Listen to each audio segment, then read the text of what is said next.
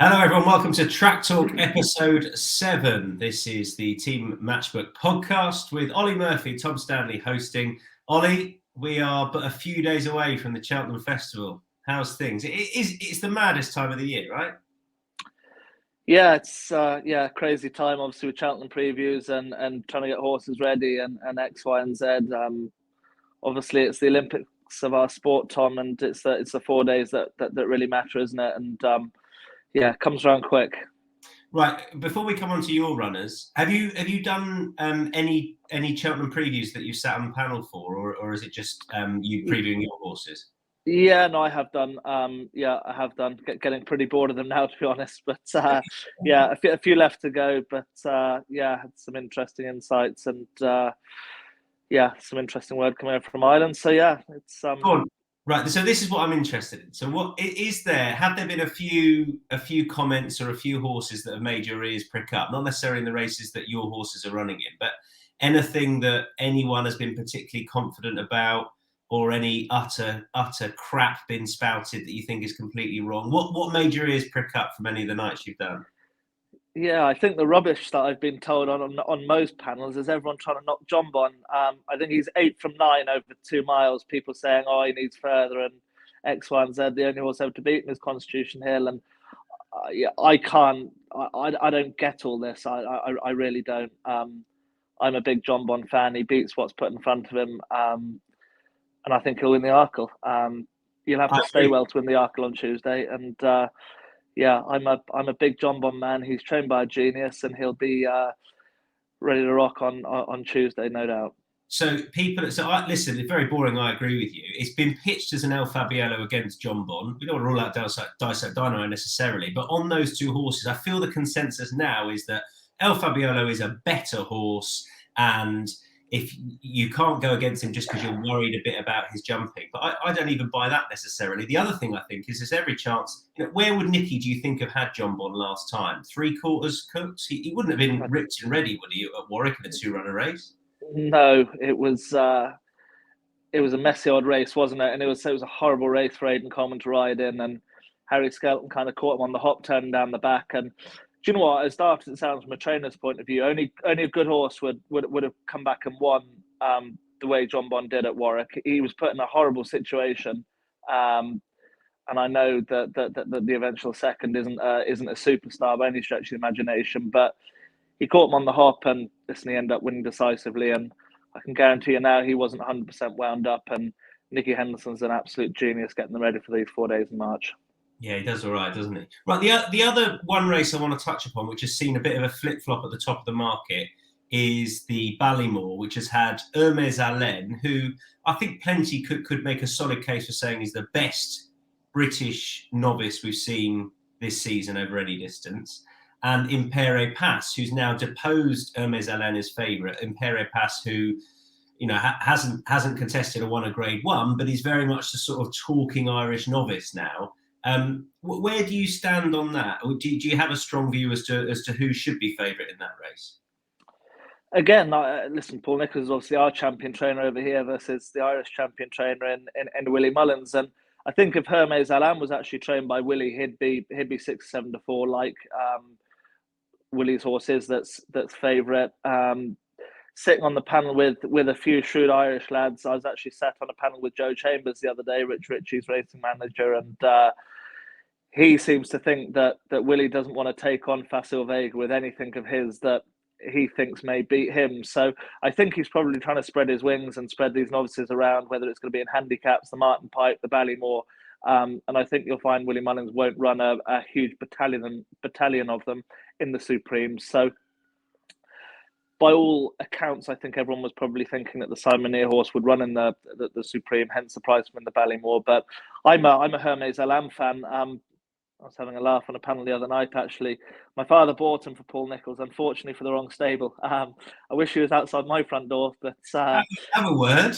I know. But that was badly done. But no, listen, I hope he wins for Paul, I hope he wins for Dad, and I hope he wins for John Hales and all his partners. All right, you'll give us some insight then. If your dad bought him, there's been a lot of comparisons and a lot of stats trooped out about 0 from 20 shallow winners are in a Ballymore. You get a lot of horses like, say, a Denman or a Brave Man's Game from Ditchit who just aren't speedy enough for a Ballymore, who have won a shallow, but then go on to make it as 3-mile chasers. This horse, physically, I don't think he's quite in that making. Is he not a little bit sharper than those sort of horses that I've mentioned? He probably is. Listen, he won round Stratford, which is a very tight track. He's won round the inside track in Cheltenham in November. And he also won on heavy ground at Newbury in January. So, yeah, I just think he's done it all. He's very laid back, switches off, picks up when you need him. And to me, he looks the real deal. Paul Nicholls openly says he thought he was useless before he ran him. A lot of good horses show you nothing at home. And yeah, I think he's very good. He's had a lovely break from Newbury to Cheltenham. And I think he should be heading the top of the market. And I think he's one they've all got to beat at the Ballymore. Yeah, this is boring because I agree, and B, we're absolutely stuffed because we basically put up 2 British horses already, which is our first error. That's not smart. Listen, what did Joe Chambers say about Gaelic Warriors' chances in a Ballymore? Does he realistically think that the horse has got a shot? I think they're very worried about the way he jumps out to the right.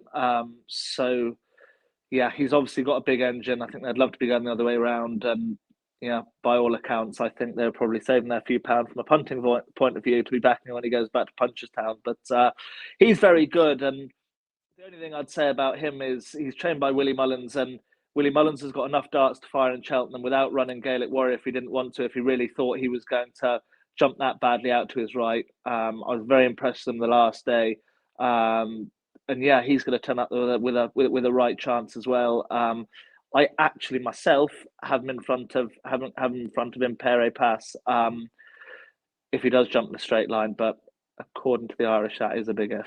Yeah, it is. I feel like we need an Irish voice on here just for some sense and sensibility to talk up the Irish. Dan Hussey, you can come in very quickly. Are you with are you sort of Team El Fabiolo and Impere Pass or not? Yeah, I couldn't sit here and listen to this. I wouldn't say nonsense, but biased opinions coming out.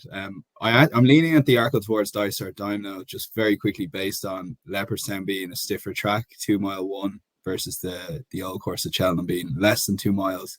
He'll get into a good rhythm. And look, if John Bon and El Fabiolo can go by him, fair play. But I'm willing to forgive him the Supreme last year. I just think he's a more settled horse over jump. And I can't get away from the vibes of Impere Pass. You touched on it, Ollie, with the vibes from Willie and not wanting to run their best against Facile Vega, and just given it's more of a speed test in some ways, the Ballymore versus the Supreme, I'm inclined to go for him. So that's my 2 cents on the Tom, but I'm sorry for interrupting there. No, you're quite. Listen, we need some sort of Irish sense talked here because, for the last few years I've backed too many British horses. Simple as that. On Facile Vega, Ollie, I want to get your opinion as to whether or not he's a sensible, perhaps betting proposition around about 2-1, 7-4 at the top of the betting. I've come round to the idea that actually value isn't what necessarily matters at Cheltenham. It's because the markets are so well formed. And if he's been well supported, I know he came back lame last time. I think cutting the ground is probably what he wants. And I know you've got horses in the race, but as a most likely winner, he has to tick that box. And I struggle to see past him. Yeah, no, I wouldn't disagree with you.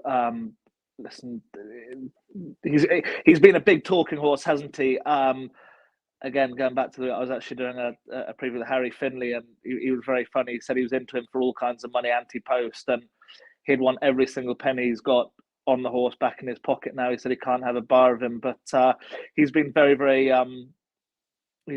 strong in the market. If you can forgive his last run, then yes, he is the one they've all got to beat. Albeit his champion bumper form last year really hasn't worked out at all. And yeah, he's going to be dropped in a little bit, I imagine. He'll have to relax. And there are a few if, buts and maybes about him, but I heard Patrick Mullen speaking the other night. He's very, very, very shrewd. And he's very confident on him.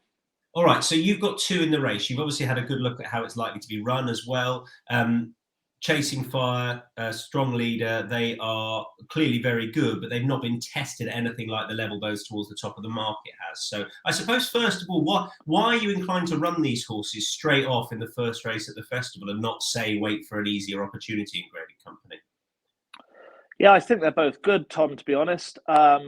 have had plenty of good horses around the place, and they'd both sit up there now with as good a kind of 2 mile novices I've had in the last 4 or 5 years. So they haven't done anything wrong today. I'd have loved to have run them both in better races thus far, but those better races haven't been around. I didn't want to run them both on heavy ground, and I didn't want to run them at Kempton and the Dovecote only kind of 3 weeks before Cheltenham. So they're getting their fresh horses. They've had nice preps. I think Chasing Fire is a horse that's had a run the point to point, is probably a little bit more battle hardened than Strong Leader, albeit Strong Leader's got some good bumper form, and I thought he's improved with each run to date. So I just thought if they handled the slower conditions and they got into a rhythm, I didn't see any reason why they wouldn't have each way chances. But if that's an if, isn't it? Particularly, it would appear with Strong Leader's form, but we don't know about him with in the ground. No, it's a very similar position. I mean, actually, with Thomas Darby and Itchy Feet 4 or 5 years ago, I kind of ran the pair of them. It turned heavy on the day, and I didn't have a clue whether to handle the ground. And the one thing, the Supreme first race on the first day, it's going to be fresh. Listen, it'll still be slow, but they might just slop away through it. You've only got to do one lap of the track. They won't even be going over kind of a used path of ground. So, yeah, they should both be okay. Listen, a lot of my horses handle real testing conditions, so I don't really see a reason kind of why the pair of these wouldn't. We often see the Supreme as a race that suits future stayers. Would that concern you for either one of your horses? Do you have any concern on testing ground, a strong pace at that Cheltenham Hill, that one of them perhaps might not fully see it out? Yeah, interesting. When you'd look back at both my two horses' runs, I think from turning into the winning line, they've all done their best work. Do you know what I mean? They haven't been tying up from the last to the line. I think they've all galloped out through the line. So I think a strongly run 2 miles will suit them well. James King, actually, who's champion amateur over here, works for me and rides this horse work. He says, I wish I was running him in the Ballymore. So if he's right, a strongly run 2 miles will suit him well. Okay. Thunder Rock, he jumped better last time, did he not? Albeit bumped into a very good Irish horse, I know. What's your sort of gut feeling about how he's going to get on? I think he's got an each way chance, Tom. I'm not sure he'll definitely stay 3 miles, but the way he's come home in his last couple of runs, you'd suggest it's worth having a go. He is one horse now. Yes, he handles soft ground, but I thought soft ground and 3 miles might just test him. But he's in very good form. He's going to be ridden very cold and very patiently. He'll be ridden to pick up the pieces. And listen, if he can get into a rhythm and he comes down the hill in the bridle and turns in, hopefully he'll come home strong and he might be placed. I think the thing with him is, and I don't want to just sort of celebrate all your horses, because I do think Chasing Fire, for example, has got a lively chance, and I have supported him each way. But hand on heart, I can't see, Ollie, how Thunder Rock reverses form with an on-song Jerry Colomb. I don't quite know how that happens, if you see what I mean. Is that fair, do you think? Yeah, no, that is a very fair point, Tom. Just the only thing I'd say, they're all novices, and he was beaten 5.5 lengths in Sandown, and listen, a bad jump or two all of a sudden puts you a lot closer. Do you know what I mean? And listen, we're in a national hunt game. You've got to jump, and you've got to have a bit of luck on your side, and we'll be ridden very, very patiently, and probably ridden like not a non-try, but do you know what I mean? He'll be dropped in, and if he's still got a little bit of petrol left in the engine turning in, it'll all be played very late. So we'll be ridden to pick up the pieces. And listen, if he finished in the first 4, I'd be absolutely over the moon. On his Cheltenham run, the way he finished, I'd have thought 3 miles, no problem. But we didn't necessarily see that at Sandown. Why do you think that was late on? Good question. Probably a better race at Sandown. A stiff track as well. The ground was hard work in Sandown that day. And kind of turned in and really got racing. I actually thought we'd win jump the second last, and then he kind of just flattened out. I think if 1 or 2 jockeys could ride that race again, they would have done. Not my jockey. We kind of followed away and came there with our chance and had no excuse. But I think they set it up for Jerry Colomb that day. They got racing a long way out, jumped the pond fence, and he's an out and out stayer, isn't he? And he ground it out and was well on top at the end, where I think if you had another go now, you'd have followed down to the last and had one go at trying to get out by him at the last. But that's racing. Everyone would like a second go at everything. And I agree. If Jerry Colombe gets a clear round, and I'm sure Gordon's absolutely delighted to see this rain, he is going to be extremely hard to beat. All right, Itchy Feet's chances in the Potemps. It's a race that has been won by horses that have been chasing in the past. Doesn't always go to the sort of up and coming hot pot. How well treated do you think your horse is? He's still a horse who's going to be competitive off his mark. I'm not for 1 second telling you he's still got a stone in hand, but he's been a lot happier since he's come back over hurdles. He's obviously a classy horse. He bolted up in a Pertemps qualifier, was probably unlucky not to win a Rendlesham on his last start, and he's in the form of his life again. Very happy with him. He's a little bit soft. So if there was a helter-skelter down to the first with 24 runners and he went down and missed the first, it might be a long old 3 miles for him. But if he happened to get in a rhythm and enjoyed himself and came down the hill kind of still on the bridle, I don't see any reason why he couldn't finish out strong. And if he was placed, it wouldn't be the biggest shot in the world. But if he threw his toys out the pram and said 23 other runners around me, no, thank you very much, I wouldn't be surprised at all either. Okay, now you're very good, but if you get the Wolf to win at the Cheltenham Festival, I think you can put yourselves into the upper echelons of best ever training performances. Where's he going to run, Ollie? He is as likely to win at a Cheltenham Festival as he is around Stratford in the middle of July. He's got loads of ability, and I'm not for 1 second sitting on here telling you he's going to win a Kim Muir, but if he did, it would not be shot to me in the world whatsoever. He's got loads of ability. He's got plenty of form around that track.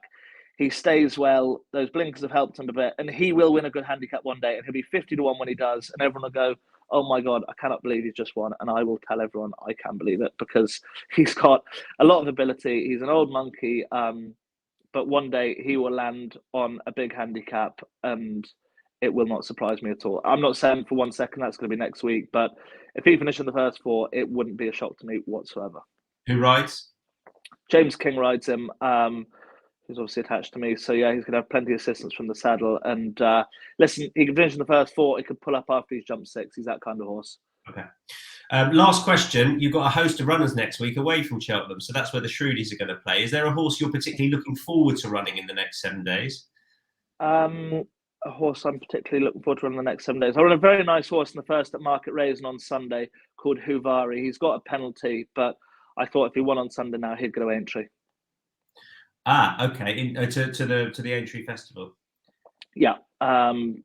He bolted up in a maiden on his last start. He was third to Teddy Blue on his run before that, and some of his form works out well. And he's a horse that could hopefully be improving. That's right, 1 over 2.5 last time, another weighty horse. Excellent. Ollie, really appreciate your time. I know it's a crazy busy time. Let's hope all the snow disappears soon and all the horses get. And what's the Tom Stanley banker for the week? Well, look at in a race where you run 1, but I still think there's juice in the price about Jerry Colombe. You know, I honestly, with the ground coming for him, I was dead against him last time at Sandown. Dead against him. Couldn't have him. I thought the ground would be too quick. I was mightily impressed with him. So, yeah, I'm not going to win any prizes for originality, but I struggle to see past him. I hope I'm wrong for your sake. Yeah, I hope you are too. But if I'm third, I hope he wins for you. Good man. Top stuff. Cheers, Ollie. All the best. Well done. Thanks, Tom. Cheers.